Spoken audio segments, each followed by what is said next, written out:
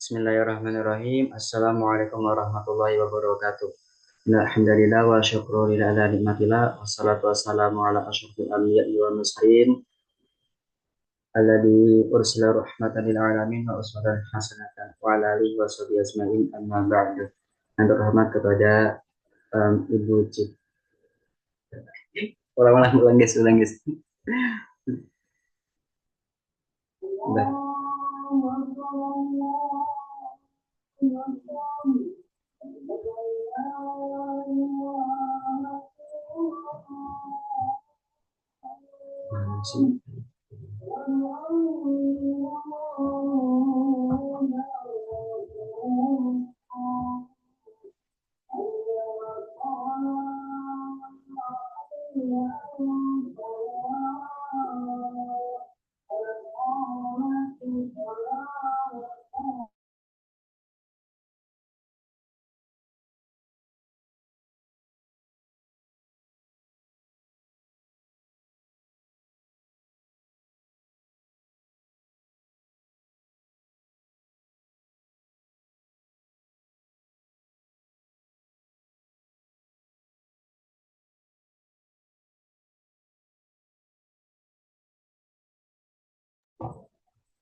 Bismillahirrahmanirrahim. Assalamualaikum warahmatullahi wabarakatuh.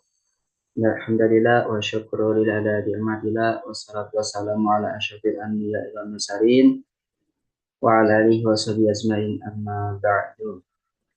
Kami dari kelompok 4 ingin mempresentasikan hasil diskusi mengenai analisis artikel dan jurnal penerapan literasi argentometri dan redox pada lingkungan.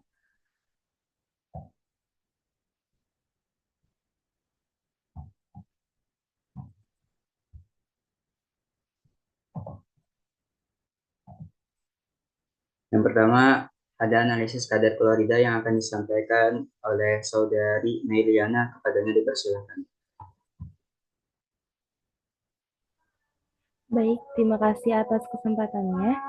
Yang pertama di sini ada dari Jurnal Ilmiah Kimia dan Terapan dengan judul Analisis Kadar Klorida Air Sumur Bor Sekitar Tempat Pembuangan Akhir atau TPA Sukawinatan Palembang yang ditulis oleh Yuliani S. dan juga Sari D.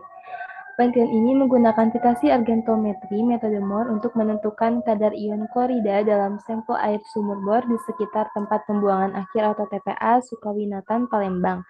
Larutan standar perak nitrat digunakan sebagai titran dan kalium kromat sebagai indikator. Reaksi antara Ag+ dan Cialmin membentuk endapan perak klorida dan titik akhir titrasi ditandai dengan munculnya warna merah bata dari endapan perak kromat. Hasilnya menunjukkan bahwa kadar klorida dalam sampel air sumur bor di sekitar TPA Sukawinatan melebihi ambang batas yang ditetapkan oleh Peraturan Menteri Kesehatan, yaitu 250 mg per liter. Hal ini menunjukkan adanya potensi pencemaran air tanah oleh aktivitas di TPA tersebut. Sekian, saya kembalikan lagi ke moderator. Baik, terima kasih kepada saudari Miriana. Berikutnya ada penyampaian analisis jurnal argentometri oleh saudari Iis. Kepadanya dipersilakan.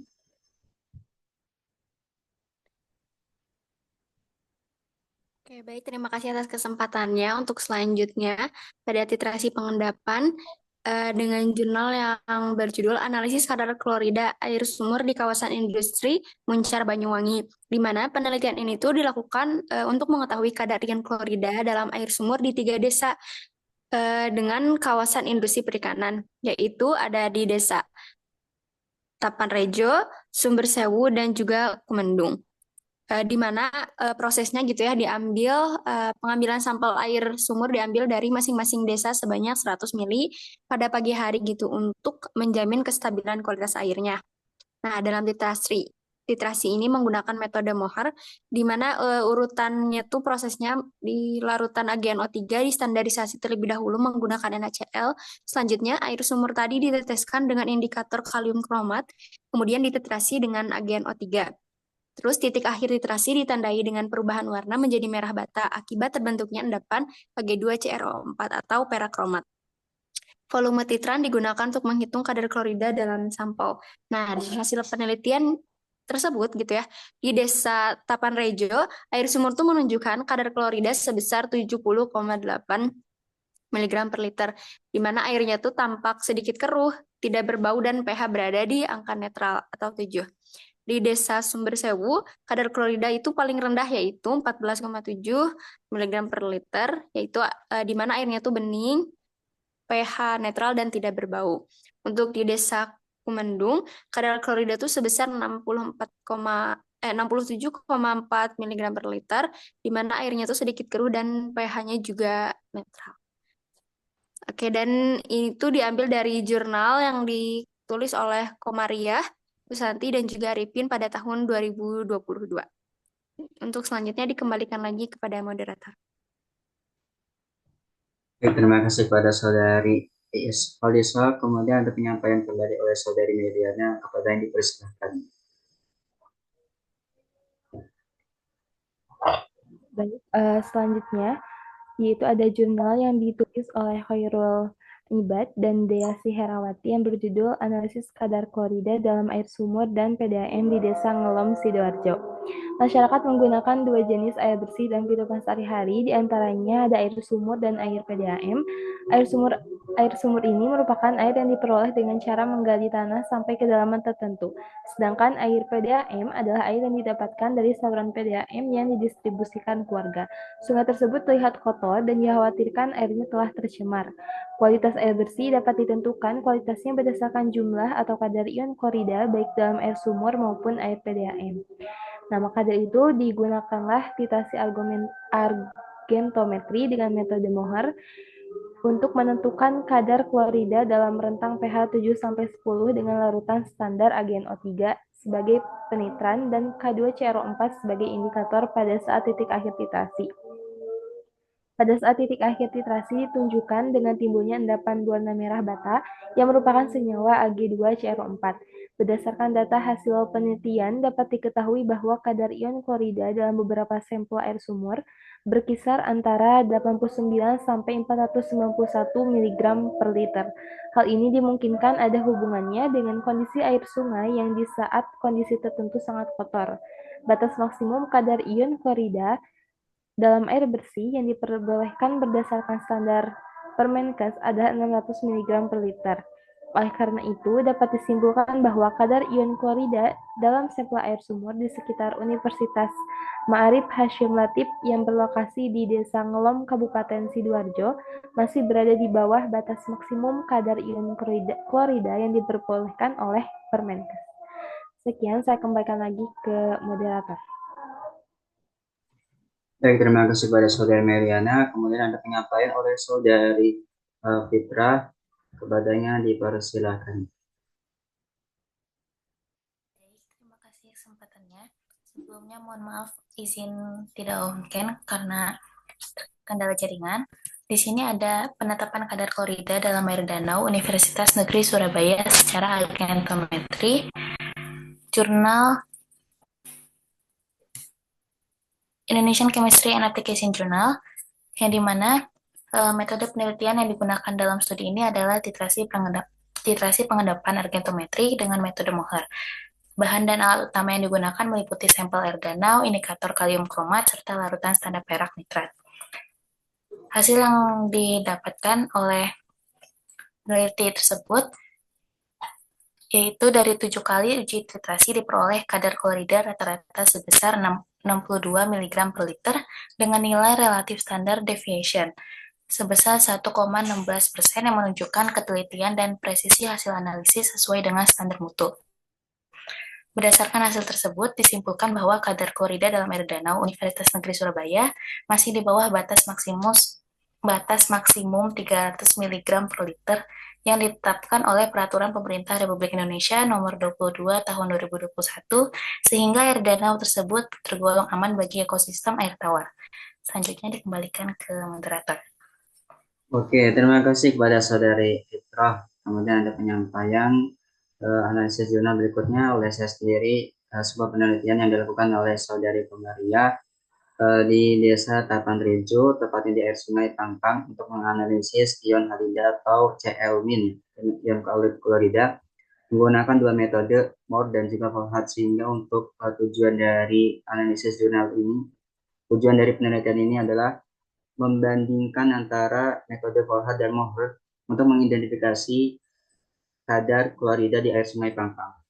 Kemudian hasil dari penelitian ini, kadar klorida sekitar 250 sampai 600 mg per liter dari kedua metode mengindikasikan aman untuk dipakai dan dikonsumsi. Jika kita lihat perbandingannya untuk penggunaan volume antara kedua metode ini, Citran lebih banyak digunakan pada metode Volhat seperti itu. Kemudian ada penyampaian selanjutnya yang akan disampaikan oleh Saudari Fitrah. Kepadanya dipersilakan.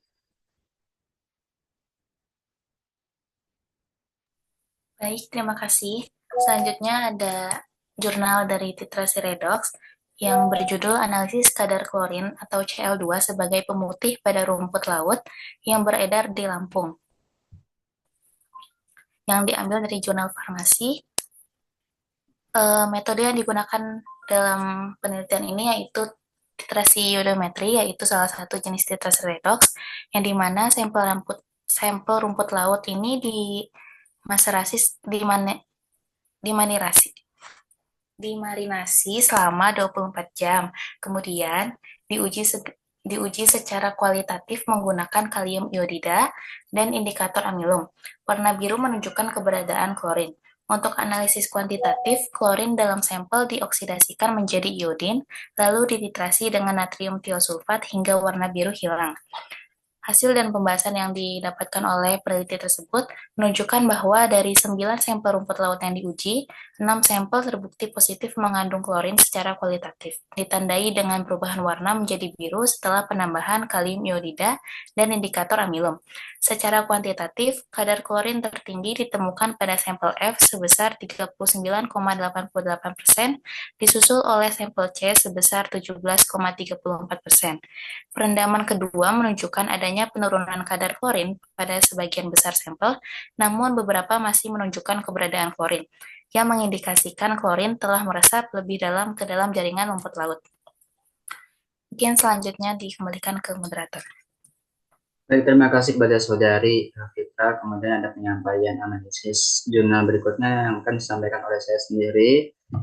Sebuah penelitian yang dilakukan oleh Saudari Atikah dari Universitas Muhammadiyah Palembang mengenai penurunan kadar fenol dalam limbah cair industri tenun songket dengan proses elektrokoagulasi yang memanfaatkan listrik untuk mengandalkan partikel-partikel tertentu. Industri tenun songket di Kota Palembang itu menghasilkan limbah cair dari proses pewarnaan yang umumnya menggunakan pewarna sintetis. Limbah ini sering dibuang tanpa pengolahan, kemudian mengalir ke Sungai Musi. Oleh karena itu, hal tersebut menjadi latar belakang diperlukan pengolahan limbah lebih lanjut agar tidak mencemari lingkungan perairan. Penelitian ini bertujuan untuk mengurangi konsentrasi fenol pada limbah cair industri tenun songket. Kemudian dilakukan dalam skala laboratorium secara batch atau tahap bertahap dengan menggunakan elektroda aluminium dengan rapat arus 104,17 cm2 dan 78,13 ampere per meter kuadrat dan 62,5 ampere per meter kuadrat. Sampel diambil pada 20, 30 dan sampai 60 menit sejak elektroda mulai dialiri arus listrik. Analisis sampel dilakukan setelah sampel terlebih dahulu diendapkan selama 30 menit. Analisa laboratorium mengacu pada SNI 06 6989 91 2004 untuk parameter fenol. Kemudian hasil dari analisa ini menunjukkan persentase penurunan konsentrasi fenol tertinggi mencapai 75% terjadi pada menit ke-60 dengan rapat arus 62,5 ampere per meter kuadrat. Kemudian ada penyampaian analisis jurnal berikutnya yang akan disampaikan oleh Saudari Asti. Kepadanya dipersilakan.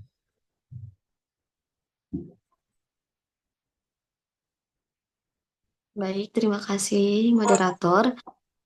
Selanjutnya ada analisis kualitas air minum, isi ulang dan kemasan di Kelurahan Kenten, Laut, Kabupaten Banyuasin. Penelitian ini menggunakan metode eksperimen laboratorium untuk menganalisis kualitas air minum isi ulang dan kemasan di Kelurahan Kenten Laut, Kabupaten Banyuasin dengan menguji parameter fisika, kimia, dan biologi. Salah satu fokus utama dalam analisis kimia menggunakan titrasi pH serta reaksi redoks dalam uji bakteriologis. Metode titrasi pH dilakukan menggunakan pH meter yang dikalibrasi dengan larutan standar sebagai bentuk titrasi instrumental yang penting untuk menentukan tingkat keasaman air. Hasil analisis menunjukkan bahwa sebagian besar sampel 1-6 memiliki pH antara 4,4 hingga 5,8. Berada di bawah standar yang ditetapkan oleh Permenkes RI nomor 492 tahun 2010 yaitu 6,58 sampai 8,5. Ini menunjukkan bahwa air memiliki sifat asam yang tidak sesuai untuk dikonsumsi langsung. Dan pH sebagai parameter kimia efektif ditentukan melalui metode titrasi.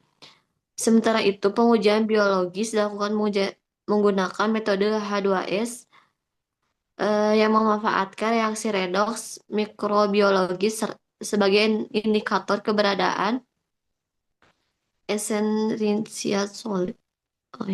Hasil menunjukkan bahwa tidak ditemukan perubahan warna, menandakan bahwa seluruh sampel bebas dari kontaminasi bakteri E. coli dan aman secara mikrobiologis. Secara keseluruhan, penelitian ini menegaskan bahwa metode titrasi baik dalam bentuk pengukuran pH maupun reaksi redoks pada uji H2S merupakan alat penting dalam mengevaluasi kualitas air minum. Meski air bebas bakteri, namun dari sisa kimiawi sebagian besar air masih belum memenuhi standar kesehatan karena tingkat keasamannya. Oleh karena itu, pengawasan kualitas air perlu lebih ditekankan pada aspek kimia melalui metode titrasi yang sederhana namun akurat.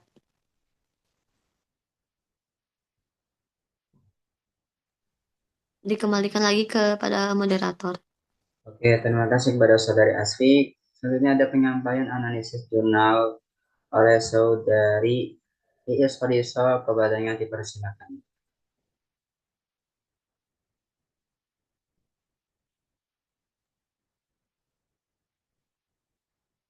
Oke, baik. Terima kasih kesempatannya. Selanjutnya, analisis jurnal dari titrasi redoks, yaitu dengan judul Penerapan Metode Titrasi Redoks untuk Memantau Kualitas Air Waduk Gajah Mungkur, Wonogiri.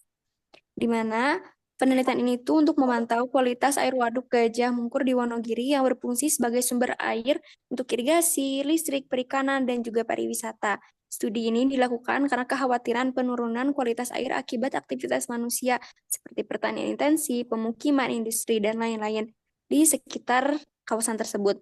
Tujuannya adalah mengevaluasi efektivitas metode titrasi redoks dalam mengukur parameter penting kualitas air seperti DO, COD, dan kandungan logam berat.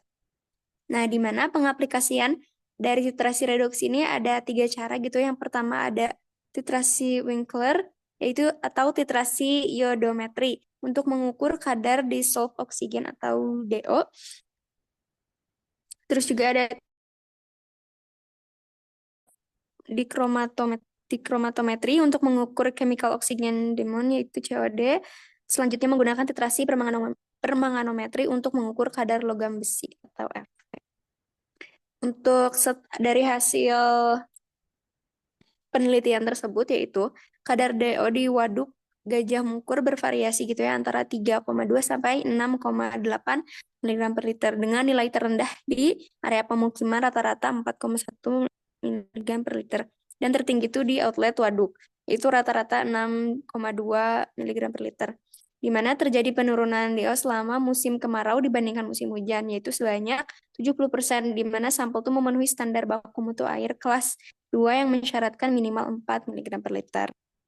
Untuk kadar COD-nya, konsentrasi COD berada pada rentang 14,8 sampai 42,3 mg per liter, di mana titik tertingginya itu terdapat di inlet utama yaitu rata-ratanya 35,7 mg per liter. Sedangkan titik terendahnya di area tengah waduk itu rata-ratanya 16,5 mg per liter. Sebanyak 85% sampel itu memenuhi baku mutu air kelas 2, yaitu maksimal 25 mg per liter. Terdapat peningkatan signifikan nilai COD setelah musim hujan. Untuk kadar logam besi dari waduk tersebut adalah konsentrasi Fe berada pada rentang 0,12 sampai 1,45 mg per liter dengan nilai tertinggi di area dekat pertanian yaitu rata-rata 0,98 mg per liter. Sebanyak 92% sampel memenuhi baku mutu maksimal 1 mg per liter dengan konsentrasi Fe meningkat selama musim hujan. Baik, untuk selanjutnya dikembalikan lagi kepada moderator. Oke, terima kasih kepada Saudari Iis Mariso. Kemudian ada penyampaian kesimpulan. Jadi kesimpulan dari analisis jurnal ini, kedua analisis ini, khususnya argentometri itu sangat relevan dan tak tergantikan dalam bidang lingkungan karena bisa menentukan kadar CLB, baik itu dalam kualitas air minum, air limbah, dan juga mengidentifikasi kontaminasi air asin. Di sisi lain, titrasi redox itu didasarkan pada reaksi transfer elektron, sehingga menawarkan kesebargunaan yang lebih luas karena banyak polutan dan parameter lingkungan memiliki sifat redox aktif, dan aplikasi utamanya itu pada penentuan COD, seperti itu. Dan sekian dari kelompok 4 untuk presentasi analisis artikel dan jurnalnya. Saya ucapkan terima kasih. Wassalamualaikum warahmatullahi wabarakatuh.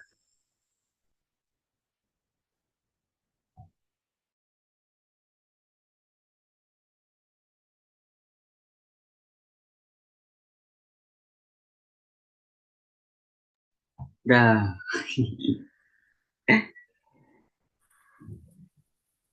Alhamdulillah. Terima kasih guys. Ini Thank you, guys. di-upload ke YouTube ini. Nggak tahu, belum ditanyain. Oh, ya. Stop recordnya.